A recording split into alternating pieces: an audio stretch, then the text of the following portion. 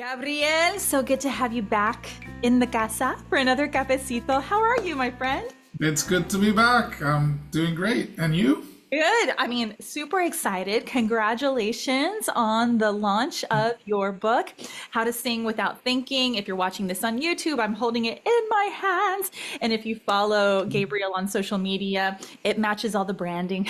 It's simple, beautiful text with a white background. I This was, I shouldn't say surprisingly as though it caught me off guard, surprisingly in all the best possible ways of how palpable and relatable and easy to read it was. But one of those books that isn't just like, oh, it's a breeze, let me just blow through it. Because if you see, I've got so many things bookmarked, and it's one of those books that I think any singer, whether you're a voice professional, you fancy yourself a voice professional and you're a voice teacher, or you're if consider yourself an amateur, there's so many things that you'll want to bookmark and highlight and go back and revisit over and over again. So I just got to say, felicidades, mi hermano, congratulations. Muchísimas gracias. And thank you so much for the invitation. Yeah, absolutely. Oh my gosh. So tell us, the inspiration for the book. When did this idea, when was it birthed in you? Well, I love singing, and I always did as a kid. And I remember singing with lots of joy and ease before I took voice lessons. And then when I went to college, I received a lot of classical instruction that in the beginning I was like, oh, I like this. This is cool. I can do this. And as I kept trying to follow the instructions that my classical voice teacher was giving me, I was just finding myself in my head all the time. I was thinking about breathing and posture and the diaphragm and placement and my soft palate and putting it in the mask and all that. And so it kind of really removed me from what originally I loved about singing, which was just doing it from this place that was more primal and natural and instinctive. So this book is kind of written for myself in a way, if that makes sense, to remind myself to remember what matters, which is connecting with my emotions and just expressing them as freely and with as little inhibition as possible. I love that. And, just talking about, Mental Health Awareness Month and everything, and the title itself, How to Sing Without Thinking, I think there's a freedom that I see so many of us trying to come back to, whether we are, especially for the singer who's been at it for years. And I feel like you write to that person just as much as you do to the person who's starting out, and I love that you said this was like a passion project for yourself, and you're going to have many more readers after this episode as well. So the last time that I had you on for a cafecito, we got to hear a little bit of your upbringing, especially, living in the Dominican Republic and then moving back to New York. And I love that you detail that story in here. I'll make sure that I link that previous episode in the show notes as well. But something that you talk about, which this is a conversation that I get into lots of debates with, especially even with some of my own family members who are musicians and singers. And it's this whole debate about whether singing is a true gift or is it a skill to be learned. And I'm going to read a little excerpt here because you make a comparison to your very athletic, talented athletic brother who went down that path, right? And you said, and there's absolutely nothing wrong with not wanting to hone your vocal talent. That's okay. But in my case, I have zero interest in becoming a skilled baseball player, which is the metaphor you use. But that's not the same as affirming that I don't have the potential to become a skilled baseball player. This is what I want to bottle up and bring to the debate so much with people who are like, but you can't just go around saying that anybody can sing. I mean, and I love the way that you put it here in the book. Yeah. Well, anybody that wants to can. And so that's the secret, right? You need to want to. You need to, it needs to be something that you will not rest until you realize it for yourself. And so not everybody has that drive or that impetus, as I think I attempted to detail in that section of the book, if No, that makes Oh, it makes sense. perfect sense. Perfect sense. So a lot of times when let's talk to the singer who's listening to this, who's been at it for years, and there's so much of this that you kind of woo them back to getting back to that primal, sense of singing again. For when they've been told all their lives that, oh, you're gifted, you were born to do this, and here they are feeling so disembodied from what the feedback they've received, which you talk a lot about in the book, and what they're actually trying to get back to. What do you find some patterns in these types of singers, or even if you've experienced for yourself, how you got back to a place of revisiting what's true to you when you sing? Yeah, well, I think the commonality with these singers that keep doubting themselves is that they're not seeing a big payoff in terms of sometimes financial or just like a big audience or a big following. And if you've been at something for a long time and you don't have, huge lines of people, lining outside the door to come hear you sing, that might really erode your sense of that you are worthy and that you are whole, because a lot of times we in art, especially singing as an art form, we want a communication with the audience. And if we're not seeing anyone listening or, applauding us in some way or another, that might really get in our heads and mess with us. And so I think it's important to remember that just because we don't have, the audience that we thought we were going to get to validate that we are worthy and we are good, does not necessarily mean that we aren't worthy and good. That's really also up to us, and the issue of worthiness and feeling whole is also another, I think, practice that we can embark on. Any of us can arrive at that place where we get to feel whole and worthy, but in the same way we put 10,000 hours into, say, singing or baseball, we also have to do that in the department of that feeling of worthiness. So, like, I don't want people to confuse one thing with the other. How would you describe what's a practice that you do to get back to a sense of worthiness? Like, first off, how would you define that word in and of itself, which can be packed with so much nuance for so many people, and even somebody listening right now might get triggered by it, but it's supposed to be as something beautiful, right? So first off, how do you define that? And then when you're tempted to, get derailed off of your path, what are some things that you personally practice to make sure that you stay in that sense, in that place? Uh, yeah, well, it's not an original idea, but it's a lot of like positive self-talk, a lot of self-affirming, a lot of self-validating. I like to put, one hand on my belly, one hand on my heart, close my eyes, and just tell myself the things that I always wanted to hear, or things that I feel like I need to hear, things that I'm waiting for a loved one to tell me that maybe they're not telling me or whatever. And it's becoming your own mentor, your own kind of ally. And it's just I write a bit about it in the book. It's just going from seeking external validation all the time to balancing it out with like self-validation, like with self-affirmation, and not just seeking it out there, but also finding it in here. That's one of my practices. I'm constantly telling myself, "Good job, well done, that's good, that's great."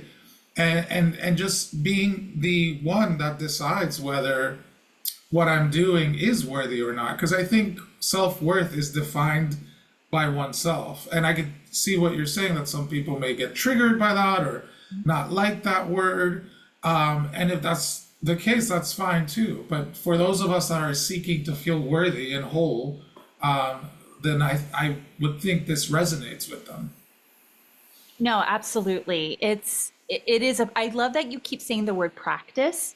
That's something that we forget so often. And you tell the story of you as a new singer in voice training, where you were just wanting the teacher to give you all the answers, right? Give me all the quick fixes, give me all, and that was going to be the secret to unlocking what you thought your success was as a singer, right? So, I mean, you and I both work with plenty of adult singers, who still find themselves in this mode, and they've been musicians in their own right for years, but it takes time to unlearn something, doesn't it? So what are some of the things that you do in a setting with them where where you can kind of pick up on this, just tell me what to do, teacher, versus, hey, I'm just showing you one way, and you're going to unlock what you need for yourself. Well, when I get that energy of please tell me what to do, just tell me what to do, I'll do anything, or just tell me how. I have a lot of compassion because it wasn't more than 5 minutes ago that I was there, because I can go back to that place at any time where I want the answer now. It's a very intense energy, so a lot of times it's just kind of being compassionate and being understanding and engaging in a gentle kind of exchange of like, okay, so the answer that you desperately want, like what is it going to give you? And also like what is it that you actually are after? And it's just honing in and just zeroing in on what that desired outcome is, and just kind of like gently clearing away the clutter, the debris of this desperate kind of like demand to like get something that a lot of times is not really defined. So I wrote a bit about like know what you're going for.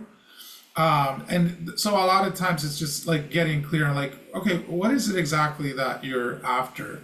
And I am wired in such a way that I want to do, I think most of us are, we want to like give the person what they're asking for, but sometimes we just can't. And so we just have to kind of negotiate and navigate a little bit and hope for the best. Absolutely. As the voice teacher or as the mentor, do you still struggle at all with taking too much ownership of that? And if so, when you're tempted to do that, how do you get centered again? I do. It's a infinite, constant balancing act, as I would suspect you would agree. Yeah, absolutely. Well, it's because It, we care it, so much. We care so much. right, right. So it's a constant kind of like self-awareness practice of like, am I, you know, too invested? And it's just constantly balancing out, and where like I don't work so much harder than the student, or the student doesn't work so much harder than me, and it's kind of like a dance, and it's just constant recalibrating, constant reassessing. And it's like, I think you said this in the last episode, it's a journey, it's a lifelong process. Yeah, no, absolutely. Absolutely. What surprised you in your writing of this book? Did you have one trajectory and as you were writing, things kind of evolved into something else? Or did you land, was it birthed the way that you expected it to? None of it went as I expected. Everything about everything about it surprised me. It yeah, it's if have you written a book, or are you working on one? Well, I have written material that for programs and the way that I've mentored my singers, and it's still a passion Yeah. project. Anything you do, because, right, you're like, here's my baby. Don't tell me my baby's Yeah. ugly. Yeah. I think we talked about that in the last episode too. Yeah, there's a lot of anxiety and a lot of concern and a lot of fear and a lot of doubt that shows up in the process, and a lot of questions. And then, after a while, you kind of have to just accept whatever you've kind of come up with and just trust and hope that it's gonna work out. It's yeah, it's a very It's a very, very mysterious and almost like magical, impossible to describe process that feels very outside of one's control. I would imagine like when a woman is pregnant, I keep using this analogy with my loved ones. You have no idea what's in there. And you don't know and you're just super concerned and also like trying to do everything to make it the best you could possibly make it. And then at some point you have to kind of like let go and just accept whatever you end up with. So it's a deep, intense process. And for anybody that feels called to it, like I recommend doing it because I think you learn a lot about everything. I was gonna say yourself, but it's just a very deep learning process.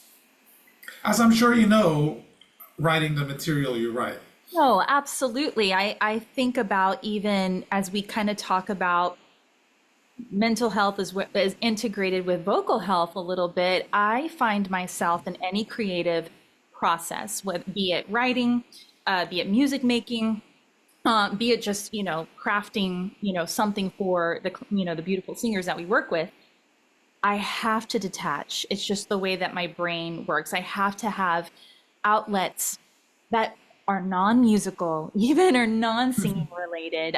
Do you find yourself doing the same thing so that you can come back to the process refreshed? Absolutely. I have to. I need that distance. I need that contrast. I need to miss it. In fact, at one point in my book, I went on vacation with my boyfriend, and workaholic as I can be sometimes, brought my laptop thinking I was going to work on it. And then I was like, what am I doing? Let me not write at all so that I can miss it. I think we were away for 9 days. I didn't write a single word or edit anything. And then when I got back, I was missing it and wanting to get back to it. So that's an example of a way in which I gain some distance and unplug. And then, I think that contrast is everything in creation. And so you don't want to just have enact this fantasy that will burn anybody out where you're just like producing, creating. I think that breaks. And I also talk about that in the book. Like towards the end, I say, don't give up. By all means, take breaks, but don't give up. Like keep going. And it's that Confucius quote, does not matter how slow or fast we go. I don't know, I'm butchering it. As long as we do not stop. Like just keep going, but take breaks. Yeah. No, absolutely. Absolutely. I find too that for the singer, because you talk so much about the integration, this is something you and I referenced before and that we talk about ad nauseum, even online about, the voice being a part of you, and I think even more so. And I would invite any of my instrumentalist friends who are non-singers, but can put away their instrument, right? Or close the lid on it. Detachment might come a little easier to you than for the singer because we can't, like take it out of our, voice, our larynx, and put it somewhere. It is a part of us and we use it not just for singing, but for all communication and expression that's voiced. Yeah. So I actually find that super refreshing for you to say, and for you as another creative outlet, as an author, as a writer, as well as a singer. Do you find that in this season of your life, you talk a little bit about this in the book as to what your preferred way of sharing your voice is with more intimate audiences? Do you find any piece of that evolving in this season of your life? You just finished this passion project is out into the world. You're, in a relationship. I mean, there's so many nuances of your life that have changed and evolved. Are you finding that evolution also in your singing? In terms of like the type of attention and audience I prefer, you mean? It can be that. It can even be the way that you're singing, the sounds that you're choosing to make. Are you working more like for me personally, I just wanted to work more on cleaning up my riffs this year, just from a technique standpoint. And I'm revisiting, some of my songwriting. So those are some new little sparks of creativity for me personally. Do you have any of those going on for you? Well, yeah, I'm sure there's a lot going on for me. I just turned 40. I'm, yeah, and so I'm not exactly sure what's going on because right now there's so much focus on the book and the writing. I do know that my singing is evolving. Mostly, like a lot of the stuff that I write in the book is reflective of what's going on with me, where I'm kind of like honing in on and being specializing in a certain type and style of singing. And it's kind of I'm kind of stuck with loving like emotional, deep ballads. And so like, I'm hoping to perform more here and there, and discover that more. But for now, as I say in the book, I'm in a committed monogamous relationship with being a voice teacher. And I do enjoy performing and I do enjoy singing, but I'm not sure that there's something about my preference for intimacy and like intimate settings to sing in and just having very attentive listeners that seems to be kind of like fixed for me, and I don't see it evolving so much. But I do remember when I was younger, I was maybe more hoping to, fill out a whole stadium. Now, I'm kind of content with just teaching and singing a little bit here and there. Yeah.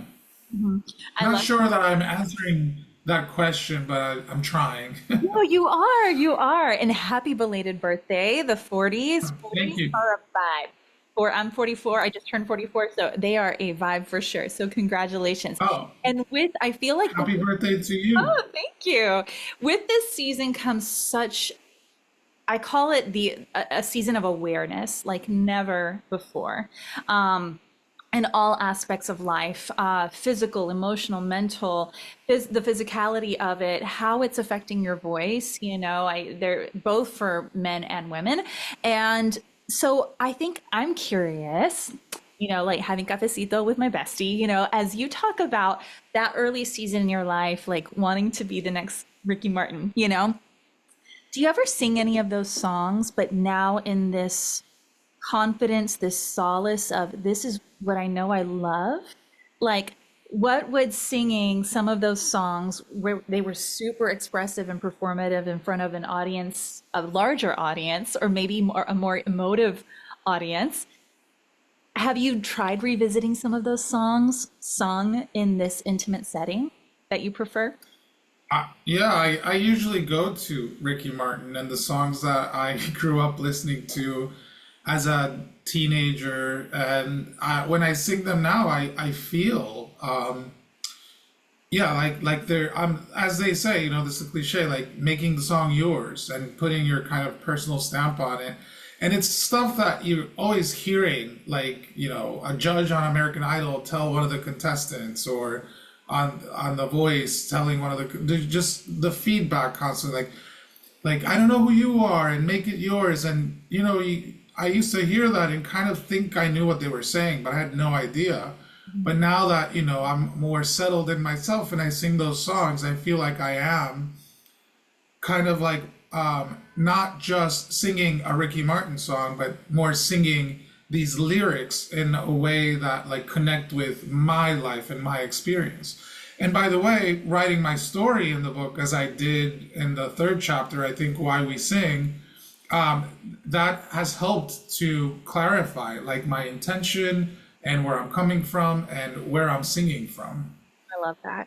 I love that. I kind of find myself in a very similar season, which is why there's just this, like we say, un no sé qué, right? Like this innate sense of, I don't know how to explain it. I just know it feels honest. It feels honest to me, and I've noticed I watch your singing on Instagram, and I feel what you're saying. I do feel like there's a integration and an ownership and an honesty. Like I love Renee Rapp, and I heard you I think do a little clip of one of her songs. Was that a Renee Rapp song? yeah, that was Yeah, Snowy, which is a popular song that a lot of my singers love to sing. yeah. Oh, I love that song and I love Renee Rapp, and I heard you do it and I loved the whole thing that you said and did. And yeah, when you did it, it felt like it was Melissa. It wasn't Renee. And we talked about resonance at the beginning of our last episode. It just resonates. It's just like this soul knows who they are. And when they sing, that comes across. And it's not just mimicry, it's not just copying, it's actually channeling like your own emotion. And I love that. Oh my gosh. Thank you so much, Gabriel. I receive it. I receive it because it's, I think, something we're both passionate about helping singers discover and find. And I love that you're talking about really honing in on how you teach, right? How you encourage singers and take them on the journey. And I find a lot of that confidence for myself as an artist. Also, it's I can't really put a finger on which came first, right? The chicken or the egg in this instance, because I think it's just an overflow of our life experiences as singers, what has worked for us, the stories, the countless stories and the commonalities of the kind of clients that find us and want to work with us, right? And how we add our sazon to it, to help them. And I think isn't it so powerful and beautiful? And I think that's what I'm celebrating with you, as not only as a colleague and as a friend, but also as a fellow artist with the release of this book. Because Yeah. there's a juxtaposition even with the title, right? It seems like an oxymoron, but it's really about finding a level of freedom, of newfound freedom. Yeah. Yeah. And lest anybody out there take that how to sing without thinking too literally, it's kind of like a metaphor in a way, where it's just I mean, I would have probably labeled it how to sing without overthinking, but I mean how to sing without extraneous thinking, without thinking that, because I mean, I think when I sing, and I'm sure you think when you sing, but it's gone from thinking a ton as I'm singing to just having a few necessary thoughts while I'm singing. And also that depends on the day and the time. So like I don't want to create this like rigid, dogma religion of like you can't think when you sing, but it's more, it's a book title, and it's it's not necessarily tongue in cheek because it is pointing to tapping into being intuitive rather than analytical. But there is some thinking involved in singing. I like to be full disclosure type of person. No, absolutely. And when you dive in, you'll quickly realize that, it's like, wait, where's he going with this? Oh, okay. So you really are presenting so many facets and trying to meet the reader where they are. And I think plenty of people will feel seen when they read your words, right? Yeah. So one of my Thank you, favorite, Melissa. oh, yeah, my I receive that. I really enjoy our mutual kind of like I guess respect and admiration, because I really respect and admire what you do oh, and thank how you. you do it. Thank you so Yeah. much. Before we wrap up, I wanna leave listeners with a quote from your book. It's actually in the introduction, but it's when you get to the end, porque I don't want to spoil it, you really will find that this thread is there throughout. And you tell the reader, you already have everything you need inside you to become the singer that you've always wanted to be. And that can be like, what? For some singers who are on the journey, right? And you say it's a journey, it's a game. Let's go. This is how we're going to do it. And so, just thank you for being, for saying yes to yourself and for being faithful in putting this out into the world. When it debuted at number one on the what category was it on? I saw you shared on your. The voice. Yeah, yeah. I mean, hello, there's a reason for that. So help American Well, so I'll let you know. I don't know. I'll let you know. yeah, no, it was wonderful. So I will put all these links in the show notes, but if anybody wants to work with you, get a hold of you, where can they find you? So, actually, if you get the book, there's a link in the back, singwithoutthinking.com. and that links to my my teaching website. So you can go to singwithoutthinking.com. Beautiful, beautiful. All right. Sir Gabriel, I have to ask, at the time we're recording this, yesterday was the lunar eclipse. Were you part of the hype and the parties? Did you go out to Central Park with your special glasses at all? Well, I didn't have a huge production, but my boyfriend lives a block away, and the Museum of Natural History is a block away this way. And I got a pair of eclipse glasses and called him, and he was working, but he managed to step out into the sidewalk and see it, and it was, yeah. I love celestial bodies, the moon, the sun, all that stuff. It's I can't explain it. It's kind of like my love of singing. I can't explain it, but it's just certain things call us and move us. And just like to wrap up with a bow and tie, this book and singing is for those that are called for it and moved by it. It doesn't have to be for everybody. You can take it as far as you want. And if you don't want to like even begin the journey, that's also fine, because we have free will, and we have certain things, as I say in the book, that endeavors that we want to invest ourselves into, and others that we maybe don't feel so drawn to, and that's fine. Like, nobody has to do everything. And I think that's a big message in my book. Yeah. No. So a perfect candidate for how to sing without thinking is somebody who thinks singing is like one of their biggest priorities in life. And I know for you it is, and I know for me it is. And so that's who my audience is and who I'm talking to. I love it. Thank you so much, Gabriel. Thank you, Melissa. Appreciate it.